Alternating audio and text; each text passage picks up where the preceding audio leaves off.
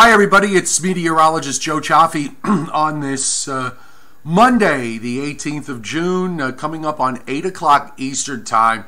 And that's really important if you are watching this outside of the live stream, okay? So if you're watching this later on tonight, please bear in mind that the radar shots that I'm going to show you here won't be up to date for your particular time frame.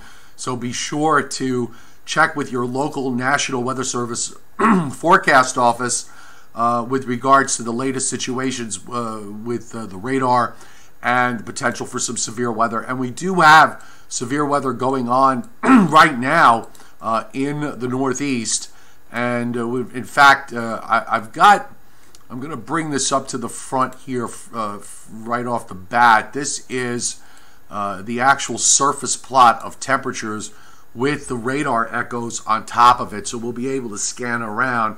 And there is actually a lead line of storms with severe weather over parts of northwestern New Jersey and into eastern Pennsylvania.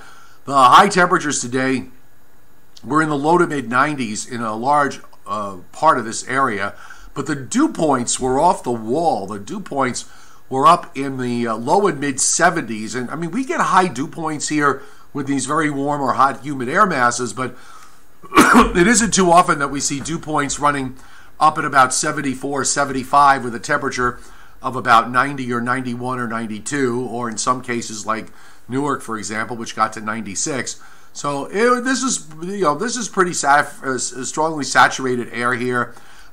We are seeing this lead area of storms moving through.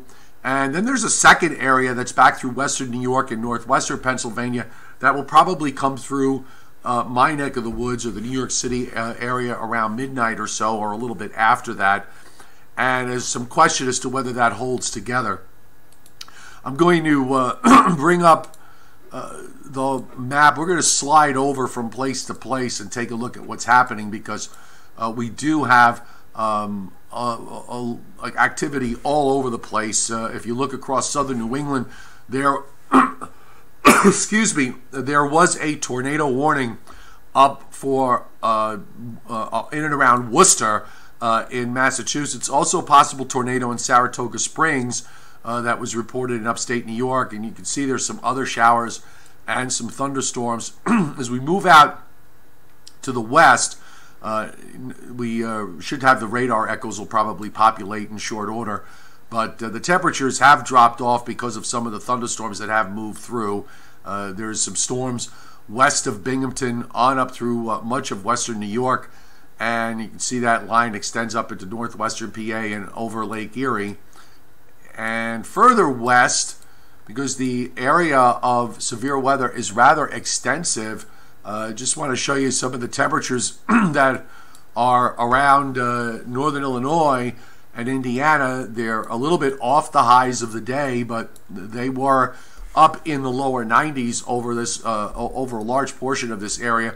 We are seeing some scattered thunderstorms breaking out over parts of northern Indiana this evening. And one other area of risk is from southern Wisconsin back over through Iowa. Waiting to see if these radar echoes start to populate here or not. Sometimes they're all signal dependent with respect to the internet, so sometimes they fill in. And we are actually starting to see some of those radar echoes pop up here on the map. So there's some storms across northern Illinois and southern Wisconsin.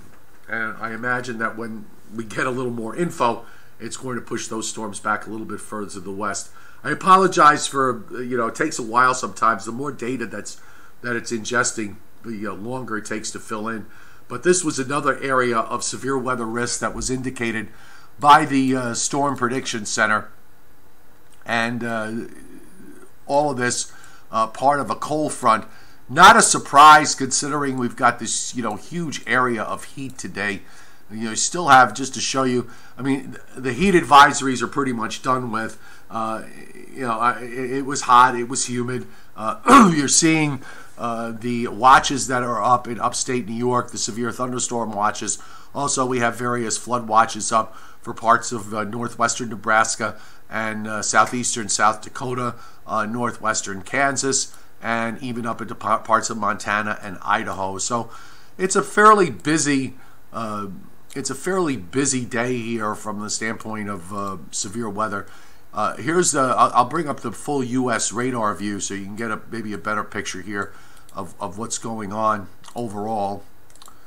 Sorry, here we go. Back to the top. So, here's your area in the Northeast. The showers and downpours and thunderstorms that you see along the Gulf Coast from Texas on up through Louisiana is part of this upper trough and tropical moisture that came out of the Northwest Caribbean and moved through the Northwest Gulf. This did not develop into any kind of tropical storm, but we are seeing some heavy rains now coming into southeastern Texas and also into parts of South Texas. You can see the storms in the upper Midwest, part of that severe area of severe weather risk, and some downpours and thunderstorms that are sweeping through parts of South Dakota, and the rains that are up into Montana and parts of Wyoming and even into western Washington. So fairly busy day here for, given the time of year. You usually wind up seeing stuff that is going on that is more scattered in nature, except for some concentrations where you have the severe weather. But today, it's a fairly east-west band of severe weather covering all of New England, almost all of central and northern New England and upstate New York, and that slight risk. The marginal risk drops down to southern New England and just north of New York City, and then extends west in that narrow band across Michigan, northernmost Indiana and Ohio, and then elevates to a slight risk back through Iowa and eastern Nebraska. Then you got this separate area that's in the western part of that state and into Wyoming, and of course you've got the general thunderstorm activity going on along the Gulf Coast. By the way, I apologize for my voice. It's still not 100%, but it is a bit better today. It also, by the way, doesn't help that I'm sitting in air conditioning all day long. So I actually was quite well this morning while I was at home, and then things kind of went downhill when I got into the AC environment. So this week, by the way, it doesn't really look overly, I just don't see too much happening here from the standpoint of storminess.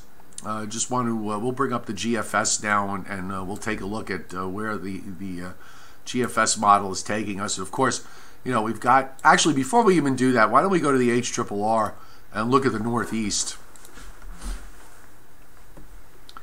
And so here's that first area that is moving through now. Again, we are at 8:05 Eastern Time, so if you are watching this later on tonight, be sure to check with your local National Weather Service office for any watches and warnings and for the current radar, because obviously this is going to be dated. And that first area moves out, and then you have the second area that moves on through. If it will... Okay, one of those nights, folks. Let's try it again. All right, I'm going to have to back up one HRRR run. That's why. Okay, so there you go. So that lead line is going to weaken now, and then you have that second area that the HRRR holds together until we get past midnight and 1 a.m., and then it starts to weaken those storms as it moves on through. This is the cold front that is passing through. And remember, we've been saying for the last number of days that the weather pattern does not favor hot weather lasting for more than a day or two because of the fact that you've got this, rather strong flow coming out of Canada, and the jet stream being very active this week relative to the time of year, of course, and that is going to keep things from getting too hot for too long. This is going to be a 1 to 2 day affair for most places, as far as 90-degree temperatures are concerned. Now, here we go for tomorrow. The front is already well to our south. We will have developing sunshine here in my neck of the woods, but there will be a band of showers and storms from northern Virginia back across Ohio and through Indiana, Illinois, northern Missouri, and through Iowa. That's where the frontal boundary is setting up, and it looks like there will be a wave that will come out for Wednesday night into Thursday, and that'll probably early Thursday, so that'll probably bring some showers my way Wednesday night. But notice you've got that high to the north, so we're not talking about it being very warm here, or certainly not being hot. Low pressure in Nebraska probably means for a bit of severe weather from northeastern Texas on up through northern Arkansas, Missouri, and in through Iowa. And then that low just kind of takes its time as it spins away toward the northeast this weekend. So we'll probably turn warm and more humid until another cold front goes by on Sunday. And then after that, a little, fairly nice size high for this time of year comes down out of Canada and moves into New England. So it looks like maybe a couple of the last few days in June are going to be on the cool side before the high pulls out. And again, we don't really see anything here that suggests that we're going to see hot weather. No return of a big ridge in the east. We'll set that up here. The ridge does build up into the Midwest and the upper Midwest, in fact, so toward the end of the month. But before we even get there, you can see the jet in Canada, the troughs that are swinging through eastern Canada, bring weather systems and just kind of move them along. You've got two shortwave troughs that are going to move through the northeast this week, and then you've got a third one that moves through next weekend and into early next week. And after that, you start to get into a bit of ridging, but there's weakness off the east coast, so that's something we're going to have to keep an eye on. But overall, we don't see any kind of big ridge building into the east. Here we are now for the 4th of July, if you want to go that far. And by then, you have a bit of a ridge in the east. And actually, the model kind of lifts the jet stream up back almost north of the Canadian border at this point. So maybe by then, we could string together a couple of very warm to hot days with increasing humidity. But that's a problem for a couple of weeks from now. I'm not even going to concern myself about it at this stage of the game. The tropics are very quiet. We don't see anything that indicates that we're going to see any kind of tropical storm development anytime soon. We don't see anything on the Pacific side that might bring moisture up into the southwest, like we saw with the rains from Hurricane Bud back last week. So that's good news from there. But you wouldn't expect the tropics really to be that busy this time of year. Newark got to 96 in my area. And by the way, on Long Island, where I am, got a nice break today because of the fact that the wind was from the south from the early morning hours and stayed south virtually all day. So except for interior areas of Long Island, the North Shore, where some places got into the upper 80s, not only did we hardly see any 90-degree temperatures, but we also saw a lot of spots along the southern part of Long Island barely make it to the 80-degree mark and stay mainly in the 70s. So, that was a big plus as far as I'm concerned, while areas from New York City west made low and mid-90s, and also from New York City north. Charles Baker, it was hot and it was humid, but it wasn't over 100, so let's not get too crazy here, although I will say that the humidity was exceptionally high. The dew points, even for a very warm and humid air mass, you don't see dew points usually around 74, 75 around here. So that was a bit unusual. Let's see. The CMC won this one 5 days ago with the front moving through tonight. Yeah, you know what? There was a lot of model correction back and forth in terms of the timing of this front, but it is coming through tonight. Tomorrow still could be very warm. I think we're going to be in the mid to upper 80s, and a few spots could touch 90, but the dew points are going to be down in the 50s, so it is going to be much more comfortable. Johnny Quest, get ready for some more rain over there in Western Virginia. Hi to Delvin. Good to see you here, as always. Patricia Mayu You should be getting some rain there. I don't know how much you're going to get in southeast Louisiana, but it probably won't be enough, or in much of the state of Louisiana, probably won't be enough to break your drought. Albany got to 97. How up in Albany got up to 97? Down by me, 3.5 hour drive south, it got up to 93. Well, a lot depends on, where the max heat is going to be, where the strongest part of the upper ridge is. And it was in upstate New York. Remember, they had more of a west wind than we did. Our winds were more southwest and rather than west or west-northwest. So that's one big reason why it actually got hotter further north. Oceanside to Iron Mine, you're seeing deflating thunderstorm clouds to the west, but nothing going on. Wouldn't be. Yeah, you're going to have to wait to see if you get that wind along the south shore of Long Island. If that wind can bend around to the west-southwest in the next 3 or 4 hours when that second line comes through, some of those cells might hold together when they move across Long Island. But that's not always an easy thing to accomplish. But maybe with the daytime heating cut off, if the sea breeze shuts down a bit, you get rid of that marine layer. But even the Storm Prediction Center even pointed out that the marine layer was going to be problematic with regards to those approaching thunderstorms.